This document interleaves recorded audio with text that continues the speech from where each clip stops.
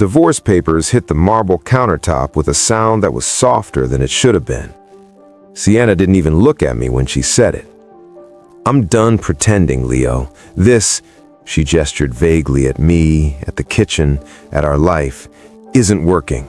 You're not working. And honestly, I'm embarrassed."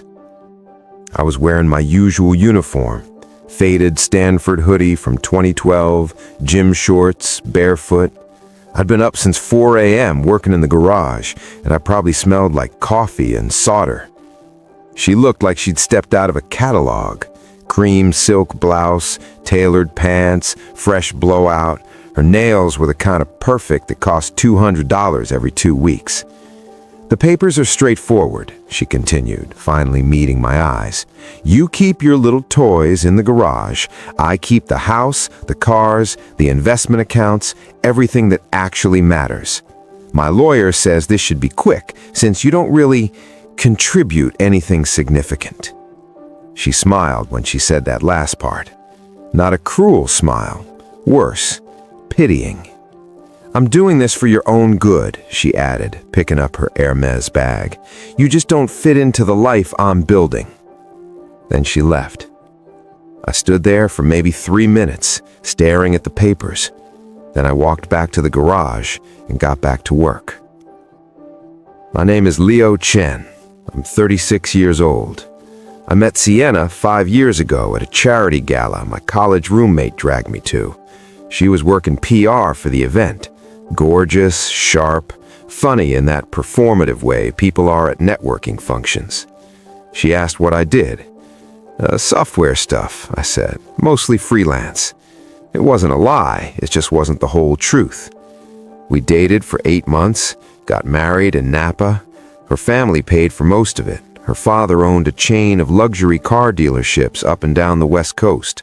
Old money mixed with new money, the kind of wealth that comes with expectations. I didn't fit those expectations. I drove a 2007 Honda Civic with a dent in the passenger door. I wore the same rotation of hoodies and jeans. I worked from home, or more accurately, from our garage, which I'd converted into a workshop. Sienna called it my man cave when her friends came over, said it with affectionate exasperation, like I was a child with a treehouse. What she didn't know, what I'd never told her, was what I was actually building in that garage. The contempt didn't arrive all at once. It was gradual, erosion, not explosion. 6 months into the marriage, her father offered me a job, sales manager at one of his dealerships. 6 figures, company car, health benefits. "It's a real opportunity, Leo," Sienna said over dinner at some French place her mother recommended. "You could actually build a career." "I have a career." She set her fork down. "Freelancing isn't a career. It's a hobby that occasionally pays." The waiter refilled our water glasses. The silence stretched. "Your father's offer is generous," I said carefully, "but I'm in the middle of something important, something I've been building for years." "Building what exactly? You never even talk about your work. When people ask what you do, you give these vague answers about consulting. It's embarrassing, Leo." "Embarrassing for who?" "For both of us. My parents ask me constantly what my husband does, and I have to make up stories because I honestly don't know." "You could ask me directly." "I have asked you. You always say it's complicated or it's technical or change the subject." She wasn't entirely wrong. I had been evasive, but there were reasons. "If I tell you, it needs to stay between us, completely confidential." Her eyes lit up. Finally, she was getting somewhere. "I'm developing enterprise software, predictive analytics for supply chain optimization. I have clients under NDA. Some of them are Fortune 500 companies." She blinked. "So you make programs for warehouses?" "Essentially." "And this makes money?" "Enough." "How much is enough?" "Enough to keep me interested." She picked her fork back up, but I could see the disappointment settling in. She'd been hoping for something impressive, something she could package into a story for her mother's book club. Warehouse software wasn't sexy. A week later, I overheard her on the phone with her sister. He turned down Dad's offer. I know. No, he's doing some computer thing. I don't really understand it. Honestly, Amanda, I think he just doesn't want a real job. He likes hiding in the garage all day. I didn't confront her about it. I turned down her father's job. She didn't speak to me for 3 days. Year 2 of our marriage, things shifted further. Sienna got promoted, senior account director at her firm. More responsibility, bigger clients, higher visibility. I was happy for her, genuinely, but the late nights at the office came with a new attitude toward me. One evening, she came home around 9. I'd made dinner, nothing fancy, just pasta and salad. "You didn't have to wait for me," she dropped her bag on the counter. "I wanted to. How was your day?" "Exhausting. We landed the Hollister account. My team absolutely killed the pitch." "That's amazing. Congratulations." "Thanks." She picked at the pasta. "What did you do today?" "Had calls with 2 potential clients, fixed a bug in the routing algorithm, started mapping out the next phase of the interface redesign." She nodded absently, scrolling through her phone. "Sienna? Did you hear what I said?" "Yeah, bug stuff. That's great, babe." She didn't look up. A month later, her firm threw a holiday party, black tie, open bar, a ballroom at the Fairmont. "Please wear the suit I bought you, and maybe do something with your hair." "What's wrong with my hair?" "It's just, can you style it? Use some product? Everyone from work will be there, and I want us to look like we belong." I wore the suit, did my hair, borrowed dress shoes from my roommate because I didn't own any. At the party, Sienna introduced me to her colleagues. "This is my husband, Leo. He works in tech." "Oh, what company?" "He's freelance," Sienna said quickly before I could answer. "Lots of variety, lots of freedom." The person nodded politely and moved on. It happened 3 more times that night. Each time, Sienna intercepted before I could explain what I actually did.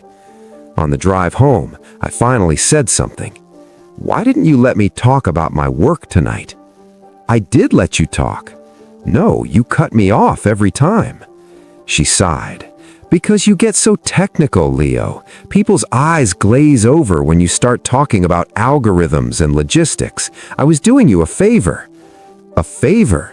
"Yes, trust me, freelance tech consultant sounds better than a 10-minute explanation about shipping routes." I didn't argue, but I started noticing the pattern. At her father's birthday dinner, when someone asked what I did, Sienna answered for me. At brunch with her college friends, she steered conversations away whenever my work came up. At Thanksgiving with her extended family, her uncle asked if I was still doing the computer hobby. Sienna laughed. "He is, keeps him busy." Hobby. The word came up more and more. "Leo's working on his hobby project today, so I'll come solo. He can't make it. He's got a hobby deadline." "Oh, you know Leo, always tinkering with his little hobby." Here's what Sienna didn't know. When I was 24, fresh out of Stanford with a degree in computer science, I worked for a logistics company called Freight Corps. Entry-level position, terrible pay, but I learned everything about how supply chains worked and, more importantly, how they broke. The inefficiencies were staggering. Companies were losing millions because they couldn't predict demand spikes, couldn't optimize routes, couldn't communicate across platforms. I spent 3 years there, then quit to build my own solution. I called it Apex Logistics Engine, ALE for short. It was a predictive analytics platform that integrated with existing supply chain software and used machine learning to forecast demand, optimize inventory placement, and reduce shipping costs. I built the first version in my apartment, bootstrapped everything, lived off savings and ramen for 18 months. Then I landed my first client, a mid-sized retail company hemorrhaging money on overstock and emergency freight. My software cut their logistics costs by 22% in the first quarter. Word spread. By the time I met Sienna, I had 8 clients. By the time we got married, I had 23. I incorporated as Chen Analytics LLC, filed patents on 3 core algorithms, hired a part-time CTO to help scale the infrastructure. Revenue hit $4 million in year 3, $7 million in year 4, $12 million in year 5. I kept expenses low. No fancy office, no big staff, just smart systems and airtight contracts. I reinvested profits into R&D, improved the software, filed more patents, built something that was genuinely valuable. And I told Sienna almost none of it. Not because I was hiding it maliciously, but because every time I tried to share, she made it clear she wasn't interested. So I stopped trying. The breaking point came during a fight about money. We were 3 years into the marriage. Sienna wanted to remodel the kitchen. $60,000. New countertops, custom cabinets, imported tile. "Can we afford this?" I asked, looking at the quote. "We can. Well, I can. My bonus this year was solid." "I can contribute." "With what, Leo? Your hobby money?" There it was again. "Sienna, I've told you it's not a hobby. I run a business." A business that I never see any evidence of. You work from the garage, you wear hoodies to client meetings, you drive a car that's older than our marriage. Because I don't need a new car. No, because you don't care how things look. You don't care that people judge us. I'm out there building a reputation, climbing the ladder, and you're content to just tinker. I'm not tinkering. I'm building something real. Then show me. Show me bank statements, contracts, proof that this is actually successful. I could have. Right then, I could have pulled up my business account and shown her 7-figure balances.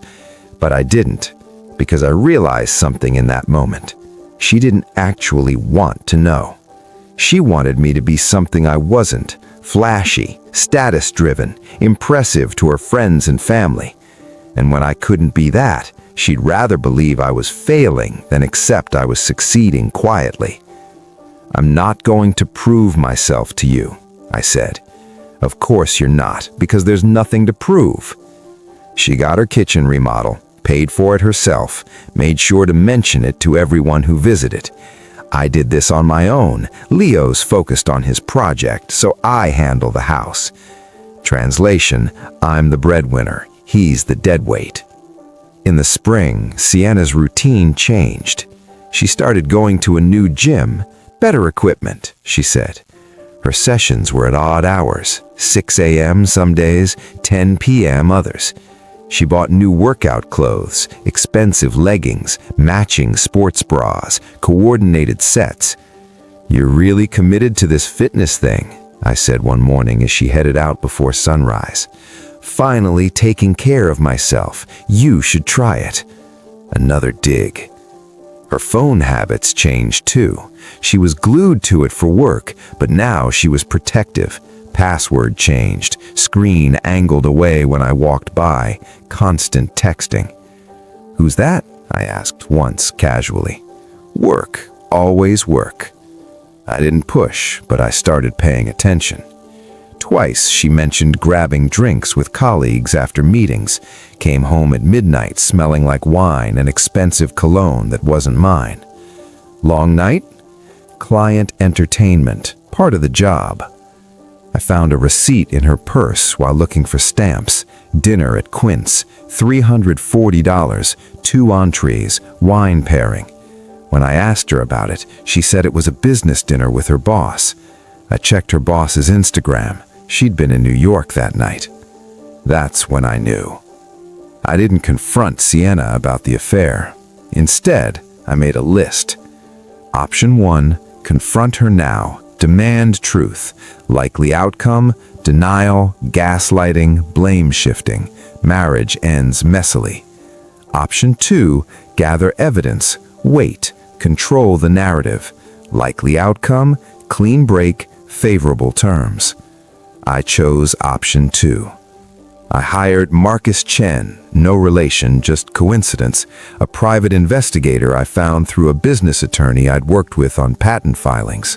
Marcus was late 50s, former SFPD, now ran his own firm.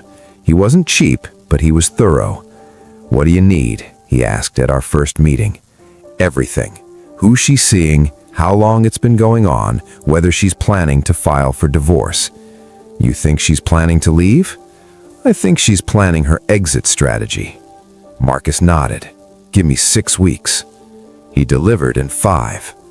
Sienna was having an affair with Trevor Ashford, 52 years old, business partner with her father in the dealership expansion, divorced twice, no kids, owned commercial properties in San Francisco, San Jose, and Sacramento. Net worth estimated around $40 million.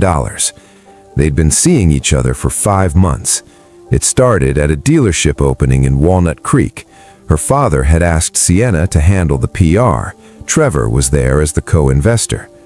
According to Marcus's timeline, first documented meeting, early February, dealership event. First private dinner, late February, Jardiniere in San Francisco. First hotel visit, March 12th, Ritz-Carlton, one night. Frequency escalated, twice weekly by April. Marcus got photos, timestamps, credit card records Trevor had carelessly used in his own name.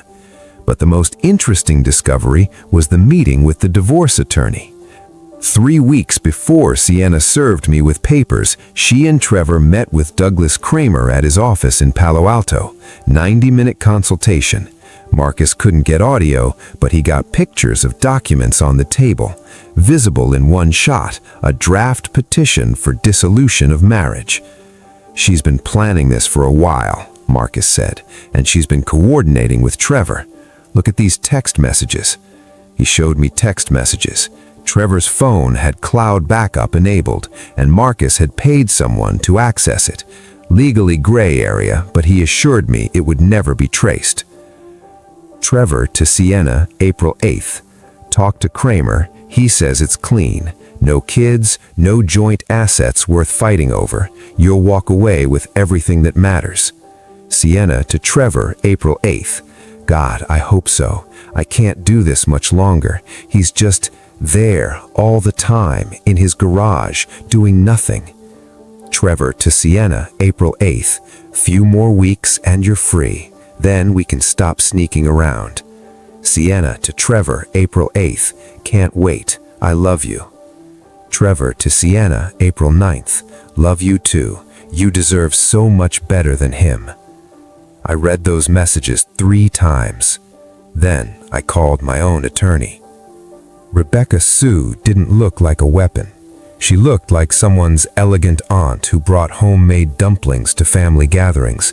But in family law circles, she was a legend. 58 years old, Stanford Law, 30 years specializing in high net worth divorces. She'd represented executives, celebrities, tech founders. Her reputation was simple. If Rebecca took your case, you were going to win. I'd reached out to her 2 months before Sienna filed, just in case. "Why now?" Rebecca asked at our initial consultation. "Because I think my wife is planning to divorce me, and I'd rather be prepared." "Do you have assets worth protecting?" "Yes." "How much?" "Business is worth between $70 and $90 million, depending on valuation method. Sale is pending." Rebecca's expression didn't change, but she closed the door to her office. "Tell me everything." I did. I told her about Chan Analytics, the patents, the client list, the sale in progress to Redstone Ventures. I told her about Sienna, the contempt, the affair, the consultation with Douglas Kramer. "She thinks you're broke," Rebecca asked. "I think I'm a hobbyist playing in the garage." "And you never corrected her?" "She never asked." Rebecca smiled. When Sienna served me the papers, Rebecca had already filed a counterpetition. Full financial disclosure from both parties. Mandatory disclosure of all assets, income, debts. Sienna's attorney tried to block it, argued it was unnecessarily invasive given the obvious disparity in financial circumstances. The judge denied the motion, ordered both parties to comply within 30 days. That was the first crack in Sienna's plan. During those 30 days, I moved out of the house. Sienna wanted me gone immediately. She was already redecorating, erasing evidence I'd ever lived there. I rented a one-bedroom apartment in San Jose, took my clothes, my laptop, my coffee maker, left everything else. She kept texting me, "Sienna, can you grab the rest of your stuff from the garage? I need the space. Sienna, also, you left some mail here. I'm forwarding it to your apartment. Sienna, Trevor is helping me clean out the garage. Let me know if there's anything you want to keep." I didn't respond. Meanwhile, Rebecca was building the case. She subpoenaed financial records, called expert witnesses, prepared exhibits, and I finalized the sale of Chen Analytics. I'd been in acquisition talks with Redstone Ventures for 18 months. Redstone was a private equity firm specializing in enterprise software. They'd approached me after one of my clients mentioned ALE at an industry conference. The initial offer was $52 million. I countered at $95 million. We settled at $87 million. Cash deal, no earnout, no contingencies. The due diligence process took 9 months, financial audits, technical reviews, customer interviews, patent verification. Sienna never noticed. She never asked why I was taking so many video calls, never questioned the lawyers who occasionally met me at coffee shops, never wondered why I'd started dressing slightly better for consulting meetings, because she'd already decided I wasn't worth paying attention to. The sale closed on August 14, 2 weeks before Sienna filed for divorce. After taxes, fees, and legal costs, my net proceeds were $64.2 million. The money hit my bank account on August 18. I didn't tell Sienna. I didn't tell anyone except Rebecca. "Perfect timing," she said. "The sale closed before she filed, which means discovery will reveal it, but it also means she can't claim she influenced the business or contributed to its growth." She didn't. She didn't. I know, but her attorney will try to argue otherwise. Let them try. We have documentation showing you founded the company 2 years before you met her, operated it independently throughout the marriage, and never commingled business and personal funds. So she gets nothing? She gets whatever the judge deems fair under California community property law, but business assets acquired with premarital intellectual property and maintained separately, that's a much harder fight for her. Rebecca leaned forward. "Mr. Chen, I need you to understand something. When we walk into that courtroom, Sienna and her attorney are going to be blindsided. The power dynamic will flip instantly. She will try to negotiate. She will cry, apologize, beg. You need to be prepared for that." I am. Are you? Because a lot of my clients waver when their spouse breaks down in front of them. I thought about the text messages, the mockery, the years of dismissal. I won't waver. Good, because we're going to bury her. The hearing was scheduled for 10 a.m. on Tuesday, September 17, San Mateo County Family Court, Judge Patricia Moreno presiding. I arrived 15 minutes early, wore the khakis and button-down Rebecca had suggested. No tie. Makes you look humble, she'd said. Sienna arrived at 9:58, cutting it close.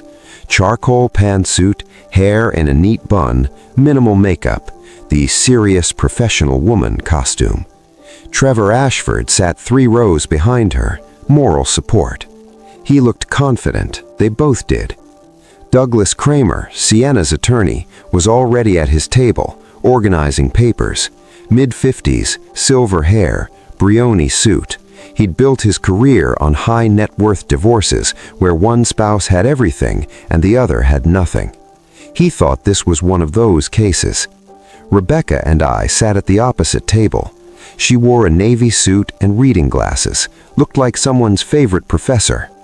Judge Moreno entered at 10:03, late 40s, black woman, former prosecutor. She had a reputation for suffering no fools. Good morning, case number FL 20247843, Ashford versus Chen. Counsel, are we ready to proceed?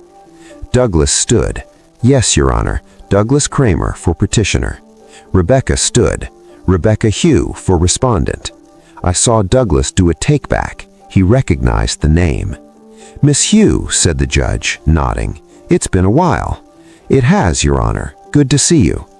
Judge Moreno turned to Douglas. Mr. Kramer, you filed the petition. Please proceed. Douglas walked to the center of the courtroom, clasped his hands, spoke in a measured tone of someone delivering pre-prepared remarks. Your Honor, this is a straightforward dissolution. Mrs. Ashford, he gestured to Sienna, is a successful marketing executive from an established Bay Area family.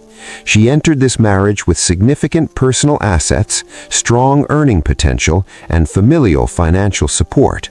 Over the course of a 5-year marriage, she provided the primary income, maintained the household, and made all major financial decisions. He placed a folder on the table in front of the judge. Mr. Chen, by his own admission in depositions, is a freelance software contractor. His income has been sporadic and undocumented. He's made no substantial financial contributions to the marital estate. The home, the vehicles, the investment accounts, all were acquired and maintained through Sienna's income and family resources. Judge Moreno was reading the petition, half listening. Douglas continued, Our position is that Mr. Chen has no viable claim to any significant assets because he brought none into the marriage and accumulated none during it. This, Your Honor, is an unfortunate but simple case of incompatible financial trajectories. He sat down.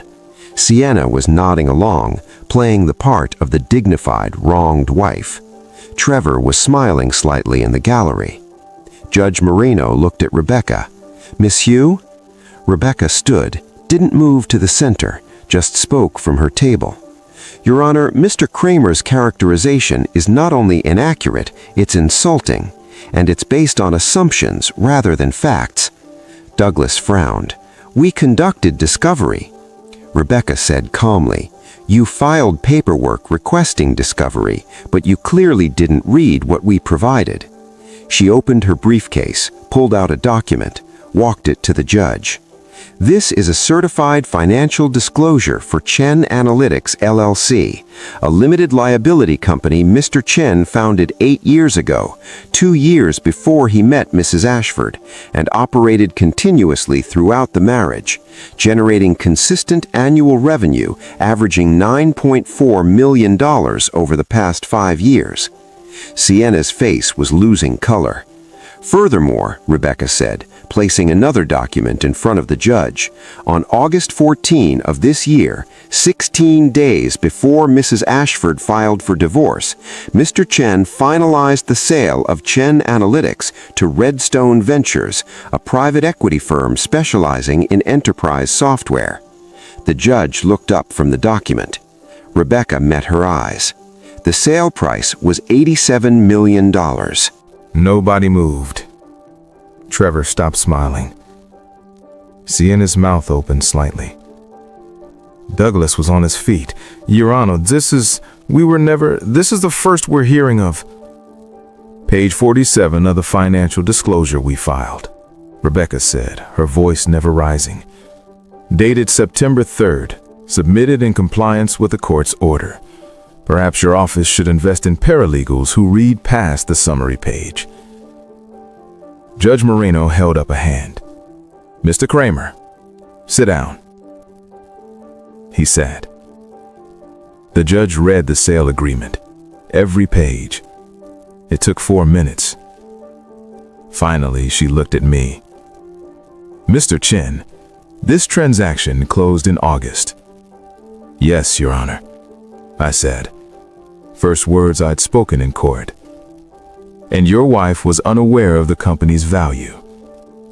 My wife was unaware the company existed in any meaningful capacity, Your Honor. She believed I was a hobbyist. Did you inform her otherwise? I hesitated. Rebecca had coached me on this answer. I attempted to discuss my work on multiple occasions. Mrs. Ashford made it clear she considered it unimportant and not worth her attention. Over time, I stopped trying. Judge Moreno looked at Sienna. Mrs. Ashford, is this accurate? Sienna was crying now. Not delicate tears, full, ugly crying. I didn't... He never said it was worth. I thought he was just... Just what? The judge asked. Playing around in the garage. Sienna whispered. Your Honor, Rebecca said, we have documentation supporting Mr. Chin's testimony, text messages, emails, and witness statements showing a pattern of dismissal and contempt for his work. She placed a new stack of papers on the table. In one email to her sister, dated June of last year, Mrs. Ashford wrote, and I quote, "Leo's still doing his little computer thing. Honestly, I don't know why he bothers. It's not like it's going anywhere." Douglas was pale. Your Honor, private correspondence was submitted as part of discovery, Rebecca said. Mrs. Ashford's personal email account, which she used to discuss marital finances and her intentions regarding this dissolution, entirely admissible. Rebecca pulled out more documents. We also have text messages between Mrs. Ashford and Mr. Trevor Ashford, who was present in this courtroom today, discussing plans to divide marital assets under the assumption that Mr. Chin had none. Trevor stood up abruptly. That's a goddamn lie. Sit down, Judge Moreno snapped. One more outburst and you're removed. Trevor sat. Rebecca placed photos on the table, hotel receipts, restaurant bills, text messages.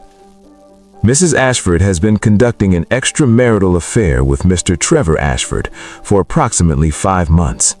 This affair began while she was cohabitating with Mr. Chin and continued through the filing of this petition. We believe this affair was the primary motivating factor for Mrs. Ashford's decision to pursue dissolution, and we believe she coordinated with Mr. Ashford to strategically time the filing and structure the asset division in her favor. Judge Moreno was reading the text messages now. One in particular caught her attention. Trevor to Sienna, August 20. Kramer says we file next week.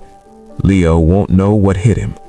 Once you're free of that dead weight, we can finally live properly. The judge set the messages down, looked at Douglas. Mr. Kramer, did you advise your client regarding the possibility that her husband had undisclosed assets? Your Honor, we asked, and the respondent's lifestyle suggested. Suggested. The judge repeated. You made assumptions based on appearances. Mrs. Ashford was credible when she stated, Mrs. Ashford was conducting an affair and consulting with her paramour about how to maximize her take in a divorce. Her credibility is questionable at best. Douglas had no response. Judge Moreno looked at Rebecca. Miss Huso, what is your client seeking? Mr. Chin is prepared to offer a settlement, Your Honor. Given that his business was founded before the marriage, operated independently, and never involved commingling of personal and business funds, he believes the business assets should remain separate property. And the marital residence. Mr. Chin is willing to concede the residence to Mrs. Ashford. The home is valued at approximately $2.3 million, with $1.1 million remaining on the mortgage. Mr. Chin will sign over his interest in the property free and clear, with Mrs. Ashford assuming full responsibility for the mortgage. Vehicles. Mrs. Ashford retains her vehicle. Mr. Chin retains his. Joint accounts. Mrs. Ashford retains the joint savings account, currently holding approximately $47,000. Mr. Chin retains his separate business and personal accounts. Spousal support. Waived by both parties. Judge Moreno looked at Douglas. Mr. Kramer, your position. Douglas was whispering urgently with Sienna. She was shaking her head, crying harder. Your Honor, we need time to confer. You've had time. Mrs. Ashford walked into this courtroom expecting to take everything. She's being offered a multi-million-dollar home and her personal assets. That's more than generous given the circumstances. But the business, Mr. Chin founded before meeting your client, never discussed with your client because you actively dismissed his work and sold independently. That business. Douglas had no answer. Sienna stood suddenly. Your Honor, please, I didn't know. If I'd known... If you'd known, you wouldn't have filed for divorce, or you would have filed for more. Sienna opened her mouth, closed it. Mrs. Ashford, I suggest you take the offer, because if we proceed to contested proceedings, I promise you won't like the outcome. Douglas stood. We accept, Your Honor. Good. Judge Moreno signed the order. This marriage is dissolved. Asset division as stated on the record. No spousal support. Court costs split evenly. We're adjourned. She stood and left. I made it halfway to the parking structure before I heard her voice. Leo, wait, please. I stopped. Didn't turn around. Just stood there on the courthouse steps while people streamed past us. Rebecca touched my arm. You don't have to do this. It's fine, I said. Give me a minute. She nodded and walked to her car, briefcase in hand. I turned around. Sienna was 10 feet away, mascara streaked down her face, hands shaking. Trevor was nowhere to be seen. Apparently, he'd had the good sense to disappear. Can we talk? She asked. Her voice was small, broken. There's nothing to talk about. Please, just 5 minutes. I need to explain. Explain what? The affair? The dismissal? The plan to take everything? People were staring now. A few had their phones out. Sienna noticed and lowered her voice. Not here. Can we go somewhere private? No.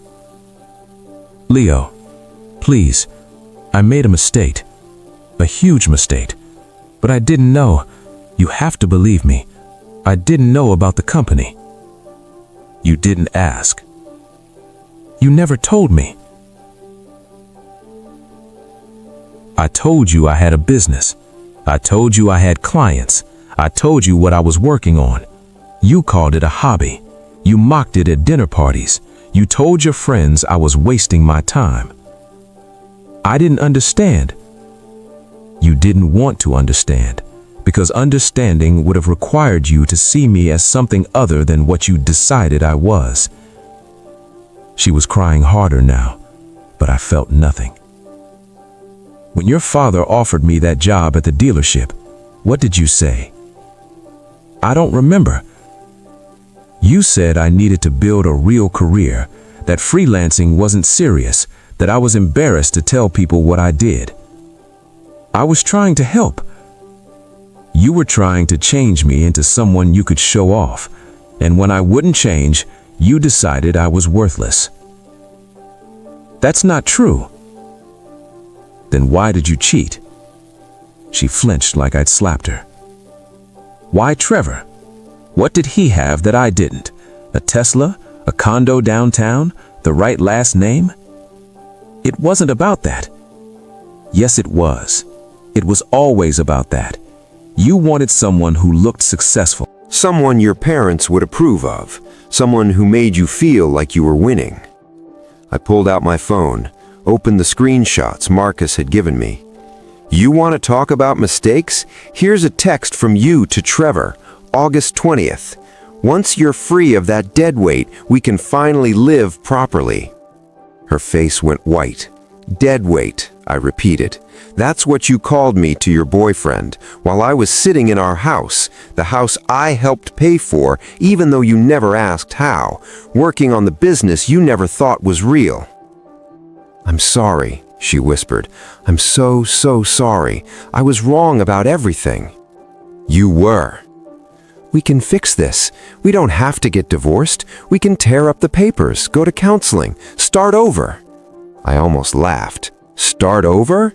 "Yes, now that I know the truth, things can be different. I can be different." "Sienna, you don't love me. You never did. You loved the idea of me being something else. And now that you know I'm worth something, you love that, but you don't love me." "That's not true." "If I told you right now that I'd lost all the money, that the sale fell through, that I was actually broke, would you still want to start over?" She hesitated, just for a second, but that second told me everything. "I thought so," I said. I turned to leave. She grabbed my arm. "Leo, please, don't do this. I made a mistake, but so did you. You lied to me about the company." I pulled my arm away. "I didn't lie. I just didn't correct your assumptions. There's a difference." "That's the same thing." "No, it's not. You decided who I was without asking. You built an entire story in your head about the broke, directionless husband you were too good for. And when that story gave you permission to cheat and leave, you ran with it." "I loved you. You loved the version of me you wanted to exist. The me that worked for your father. The me that drove a nice car and wore expensive suits and made you look good at parties. That person was never real." She was sobbing now, hands covering her face. "Do you know what the worst part is?" I asked quietly. "I would have told you everything. If you'd ever, even once, sat down with me and actually asked what I was working on, actually listened, actually cared, I would have shown you the client list, the revenue projections, the patents. I wanted to share it with you." I paused. "But you never asked, because you'd already decided it didn't matter." I looked at her one last time. "You told me the day you served papers that I didn't fit into the life you were building. You were right. I don't." I started walking. "Leo." I stopped, looked back over my shoulder. "You said this little project wasn't going to save me, that it was pathetic." Sienna's face crumpled. "Turns out, you were wrong about that too." I walked to my car and drove away. Update 1. 6 weeks later. The divorce was finalized in early November. Sienna got the house. I signed over my half without argument. Let her have the marble countertops and the imported tile and all the things she'd worked so hard to accumulate. She also got the joint savings, the Audi, and half of our shared wedding gifts. Fine by me. I got my business accounts, my investment portfolios, and my sanity. No spousal support, no ongoing financial entanglement. Clean break. Rebecca had warned me that Sienna's attorney might try to appeal, argue for a bigger share, claim I'd hidden assets. They didn't, because Douglas Kramer was too smart for that. He knew they'd gotten lucky with the settlement. Push harder, and a judge might decide Sienna's affair and her coordination with Trevor constituted misconduct that would reduce her share even further. So they signed, and it was over. The fallout for everyone else was immediate. Someone in the courthouse, probably another attorney or clerk, leaked the story. Within 48 hours, it was on legal gossip blogs. Within a week, it had spread to tech forums, Reddit, Twitter. Gold digger divorces broke husband, finds out he sold company for $87 million. The story got embellished. Some versions had me worth $200 million. Others had Sienna trying to beg her way back and me publicly humiliating her. Neither was true, but truth didn't matter once the story took on a life of its own. Sienna's reputation collapsed. Her PR firm put her on indefinite leave, polite corporate speak for, "We can't be associated with you right now." Her social media went dark. Instagram deleted, LinkedIn set to private, Facebook scrubbed. Her friends, the ones who'd laughed at my hoodies and made jokes about my projects, scattered. Nobody wanted to be connected to the woman who'd cheated on and mocked a secret multimillionaire. Trevor Ashford had his own problems. Sienna's father found out about the affair, about how Trevor had been sleeping with his daughter while she was still married, while conspiring to help her strategically divorce her husband. The business partnership dissolved within a month. Sienna's father bought out Trevor's share of the dealership expansion at a steep discount. Trevor tried to fight it, but he didn't have leverage. Rumor was he left the Bay Area entirely, moved to Nevada or Arizona, somewhere he could pretend to start over. I didn't keep track. I bought a house in Palo Alto in December. Nothing flashy. 3 bedrooms, 2 bathrooms, decent yard, quiet street, 1,800 square feet, built in the 70s, updated in the 2000s. It cost $3.2 million, which should tell you everything about Bay Area real estate. But it was mine. No shared mortgage, no memories of Sienna redecorating or complaining about cabinet hardware. I set up a workshop in the garage, better equipment this time, proper soldering stations, 3D printers, a server rack for testing environments. I wasn't building another company, not yet, but I was tinkering again, exploring ideas, seeing what interested me. Turns out, when you have $64 million in the bank, you can afford to tinker without anyone calling it a hobby. People kept asking if I felt vindicated. Friends from college who'd fallen out of touch suddenly wanted to grab coffee. Former colleagues sent LinkedIn messages. Even my parents called more often, suddenly very interested in my projects. "You must feel amazing," one friend said over drinks. I didn't feel amazing. I felt tired. Vindication implies you were fighting to prove something. I wasn't. I was just trying to protect myself from someone who decided I wasn't worth protecting. The money didn't feel like a victory. It felt like evidence, proof that I'd been right to trust myself when everyone around me, Sienna, her family, her friends, had been signaling that I was wrong. But being right doesn't undo the damage. I started seeing a therapist in January. Her name was Dr. Patel, late 40s, calm demeanor, office in downtown Palo Alto with plants everywhere. "What brings you in?" she asked at our first session. "I got divorced." "I'm sorry to hear that." "Don't be. It needed to happen." "Then why are you here?" "Good question." I sat there for a minute, trying to articulate it.